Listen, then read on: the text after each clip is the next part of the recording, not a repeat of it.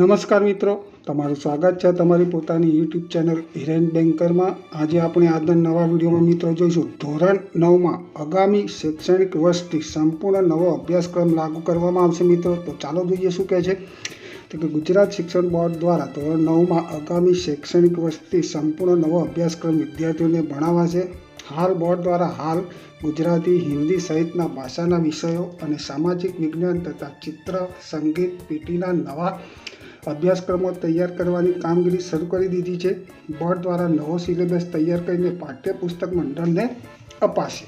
ગુજરાત શિક્ષણ બોર્ડ દ્વારા ચાલુ શૈક્ષણિક વર્ષથી ધોરણ 9 અને ધોરણ 11માં કોમ્પ્યુટર વિષયનો નવો કોર્સ લાગુ કરી દેવાયો છે, જેમાં એઆઈનો નવો સિલેબસ ઉમેરાયો છે।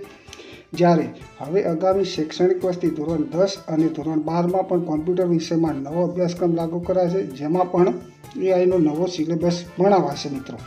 ગુજરાત શિક્ષણ બોર્ડ દ્વારા હાલ નવી રાષ્ટ્રીય શિક્ષણ નીતિ મુજબ ધોરણ 9માં સંપૂર્ણ નવો અભ્યાસક્રમ તૈયાર કરવાની કામગીરી ચાલી રહી છે મિત્રો।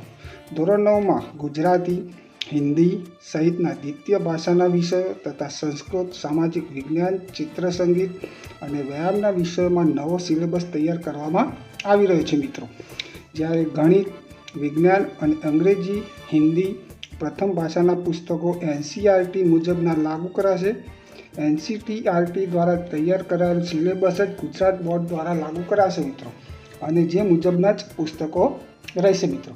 આ સિવાયના અન્ય વિષયોમાં બોર્ડ દ્વારા સિલેબસ તૈયાર કરીને પાઠ્યપુસ્તક મંડળને અપાશે અને પાઠ્યપુસ્તક મંડળ દ્વારા નવા સિલેબસ સાથેના નવા પુસ્તકોનું પ્રિન્ટિંગ કરાશે। આગામી શૈક્ષણિક વર્ષ 2027-28થી સ્કૂલોમાં વિદ્યાર્થીઓને ભણાવાશે મિત્રો। તો જો મિત્રો તમને આ મારી માહિતી ગમી હોય તો બાજુમાં આપેલ બેલ આઇકન બટન દબાવીને ચેનલને જરૂરથી સબસ્ક્રાઈબ કરવા વિનંતી, જેથી કરીને હું કોઈ નવા વિડીયોના અપડેટ કરું તો સૌપ્રથમ તમને તમારા મોબાઈલમાં એના નોટિફિકેશન મળી રહે। આભાર મિત્રો, તમારો દિવસ શુભ રહે।